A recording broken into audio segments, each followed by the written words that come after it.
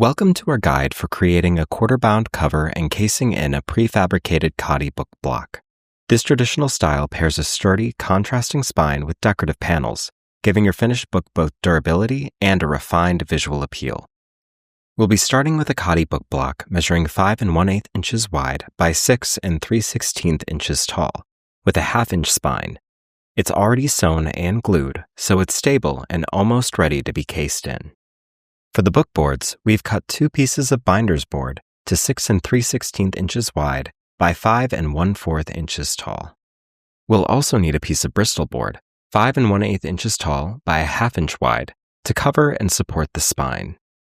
Likewise, we'll need a strip of mull fabric about 3 inches wide by 5 inches tall to attach the text block securely to the boards.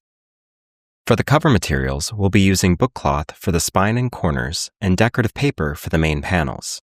In preparation, the book cloth should be cut into 3 pieces, 1 for the spine and 2 smaller scraps for the corners.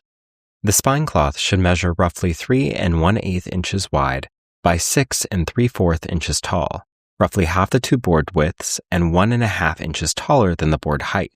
Using a ruler or rule set, measure and mark your layout directly onto the back of the cloth, trimming to size with a knife where necessary. Be sure to include the 2 1/4 inch gutters, a central 1/2 inch spine width, and 3/4 inch margins at the top and bottom. Marking the boards themselves can also make alignment easier later on. For the cover panels, we'll be trimming down 2 pieces of decorative paper, each 5 1/4 inches wide by 6 3/4 inches tall. Mark the same 3/4 inch top and bottom margins as on the spine cloth, with 1 additional margin on the outer edge. On the outer corners of each panel, cut away a 3-inch isosceles triangle to make space for the cloth corners. Finally, for assembly, we will be using Jade 403 PVA glue, a glue brush, a bone and Teflon folder, a sharp knife, and scrap or silicone release paper for interleaving. We'll begin by preparing the book block for casing in. Place it under weight or in a press so it doesn't shift while you work. Brush a thin, even coat of Jade 403 glue onto the spine area where the mull will sit. Position the mull so it has equal overhang on both sides. Then burnish it down with your folder to ensure full contact. Use your fingers to pinch along the spine edges for a tighter bond. Set it aside to dry completely before moving on. With the text block drying, we can move on to the covers. Start by attaching the decorative paper panels to the board. Apply glue to the first board, brushing outward from your marked lines to keep the glue from creeping into unwanted areas. Add an extra bit of glue along the inner long edge of the decorative panel. This will reinforce the adhesion under the spine cloth. Align the panel with your marks, smooth it into place with your hands, and burnish it firmly with your folder. Next, we'll adhere the corner pieces on.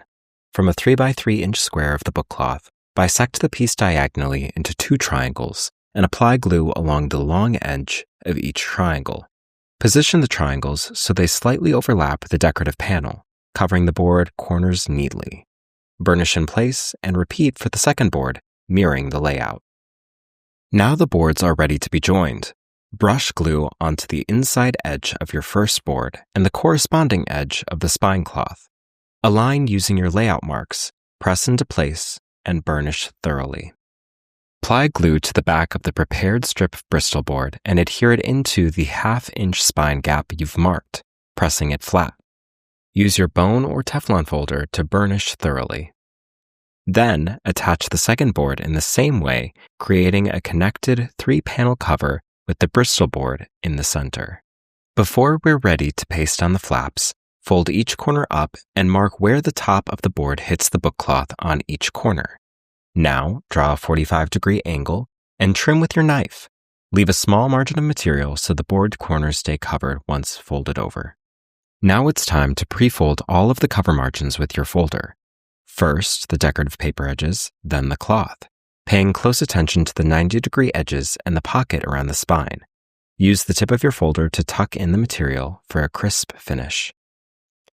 Next, we're ready to glue down the margins in sequence. Decorative paper first, then book cloth. Press firmly and burnish flat, making sure to get every corner, every nook and cranny. Once the cover is complete, place it under weight or in a press to dry thoroughly before casing in the book block. When the cover is dry, center the book block inside, making sure the margins are even on all sides.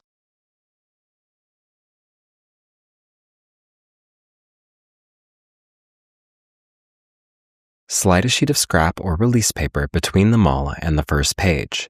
Then, brush glue evenly onto the mull. Remove the paper, add a new piece of scrap or release paper, and close the cover. Burnish along the hinge to seat the spine. Repeat for the other side. Place the book under weight or in a press, aligning the grooves carefully, and leave it to dry for several hours or overnight. Once the adhesive has dried, it's time to paste down the end papers. Insert scrap paper under the first page, brush glue evenly across the surface, remove the scrap, and close the cover. Repeat on the other side, and then return the book to the press or under weight and allow it to dry overnight. And that's it. You've created a quarter-bound book using a Khadi book block, a timeless structure with a personal touch, ready for journaling, sketching, or gifting. If you found this tutorial helpful, give it a like and don't forget to subscribe for more bookbinding and conservation guides.